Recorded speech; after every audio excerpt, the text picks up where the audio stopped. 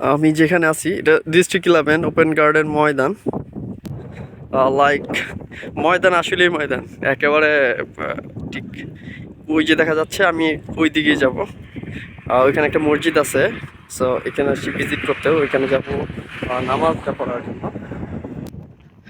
এইখানে অনেকগুলো গাড়ি রাখা আছে, আর ওই পাশটায় দেখা যাচ্ছে একদম ময়দান, মরুভূমি যেটাকে বলে আর কি। এই ঘাসগুলা নর্মালি পানি না পাওয়ার কারণে যেটা হয়, যেগুলোর কালার এরকম হয়ে গেছে।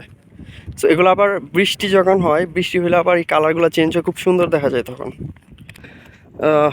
এই গাড়িগুলা নর্মালি গাড়িগুলা কনস্ট্রাকশন সাইটের জন্য এই গাড়িগুলো রাখা হয়েছে এখানে। একদম দেখা যাচ্ছে মসজিদের মিনারটা দেখা যাচ্ছে। যদিও আমি খুব প্রখর রৌদ্র দিয়ে হাঁটতেছি, বাতাস আছে এই জায়গাটাতে। আমি যদি বলি যে দূর থেকে একটু দূরে দেখা যাচ্ছে ওই যে ওগুলা নর্মালি কনস্ট্রাকশনের কাজ হচ্ছে, ওগুলাকে ভিলা বলা হয়, ভিলার কাজ হচ্ছে এখানে। জায়গার নামটা আবারও বলি, এটা হচ্ছে ডিস্ট্রিক্ট 11 ওপেন গার্ডেন ময়দান। গত ফ্রাইডেতে ওইখানে আসছিলাম।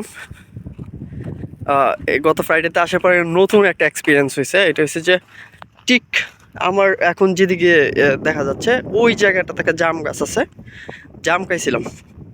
সো এটা আমি আসলে কল্পনার বাইরে ছিল যে এখানে জাম গাছ আছে, জাম খাবো।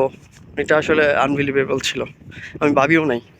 নতুন জায়গা, সব কিছুই নতুন, এনভায়রনমেন্ট থেকে শুরু করে সব কিছুই নতুন আমার জন্য।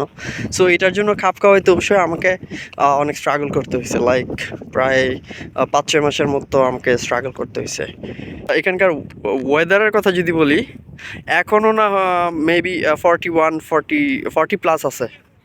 সো দুবাইয়ের এই ওয়েদারটা আসলেই আনপ্রেডিক্টেবল, যে আপনি 40-এর উপরে যখন 40 ডিগ্রি প্লাস যখন আপনার গরম থাকে, তখন আসলে ইটস এ টাফ কল।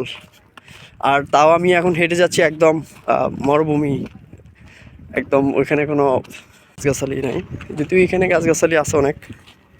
এইখানে এখানে হয়তো কেউ থাকে দেখা যাচ্ছে। মসজিদের যারা কিছু লোকজন থাকে না, ইমাম সাহেব মুয়াজ্জেম, হয়তো ওনারা এখানে থাকে আর কি, এই বাসভবনে হয়তো ওনারাই থাকে। আমি অলমোস্ট মসজিদের কাছাকাছি চলে আসছি। এটাই সেই মসজিদ। অনেক সুন্দর করছে, একটু ন্যাচারাল একটা ভাইব আছে এখানে, লাইক কিছু গ্রাস আছে, গ্রাসগুলো অনেক জোস। কিছু মানুষ এখানে বসে রয়েছে, ওরা রেস্ট করতেছে, সামথিং লাইক দ্যাট। নর্মালি এই ফুলগুলো আমাদের বাংলাদেশেও আছে। একটা জিনিস দেখানো হয় নাই, সেটা অফকোর্স এটা বড়ই গাছ। সো এখানকার যেটা হয় যে এখানকার বড়ই নর্মালি হয়, বাট খাওয়া যায় না বড়ইগুলা, অনেক চুকা হয় বা বড়ির ভিতরে পোকা থাকে।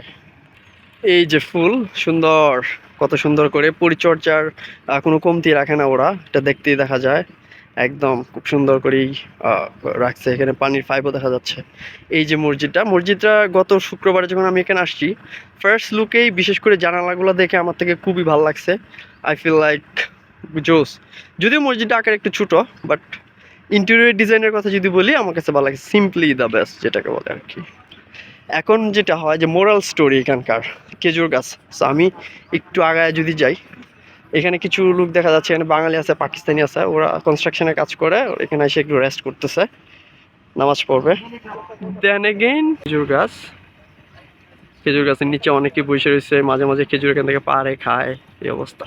ডিস্ট্রিক্ট 11 থেকে বের হওয়ার জন্য যে রাস্তাটা, এটা একেবারে এখান থেকে সোজা যায়, তারপর ডান দিকে গেলে দুবাই শহরে ঢোকা যাবে।